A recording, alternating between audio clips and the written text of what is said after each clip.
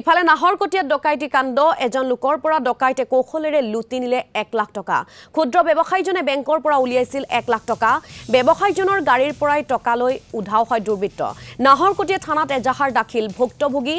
বুবুল কুলিগয়াৰ আমি পুনৰবাৰ উল্লেখ কৰিব বিচাৰিছো ৰাজ্যৰ বিভিন্ন প্ৰান্তত এতিয়া ডকাইতিৰ কাণ্ড বৃদ্ধি পাবলৈ ধৰিছে অপৰাধজনিত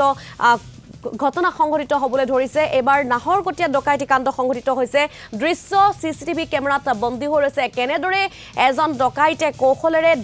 1 লাখ টকা লুটি নিছে কিয়া সিসিটিভি কেমেৰাত বন্দী হৈ ৰৈছে ক্ষুদ্ৰ ব্যৱসায়ীজনে এনেদৰে বেংকৰ পৰা 1 লাখ টকা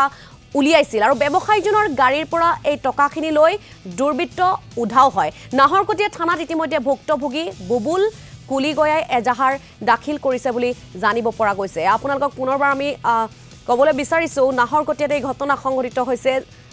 ডকাইতি কাণ্ড সংঘটিত হৈছে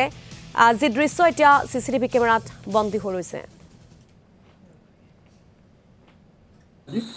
আজি মই নাহৰকটীয়া এলাহাবাদ বেংকত উইড্ৰ কৰিব 1 লাখ টকা উইড্ৰ কৰিব যাওঁতে মোক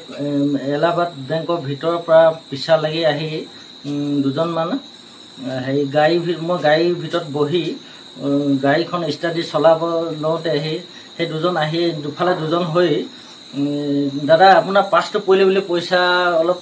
পেলাই দিছে তেখেতলোকক পইচা পেলাই পিনি সেই পাছটো পৰিলে চক বুলি কৈ আপুনি গাত চুই পিনি ক'লে মই এনেকৈ চাওঁতে সিহঁতি ইজন মানুহে মোৰ পইচাটো লুটি লৈ যায় 1 লাখ টকা আছিল সেইকেইটা চিচিটিভিত মই পাইছোঁ ফুটেজ পাইছোঁ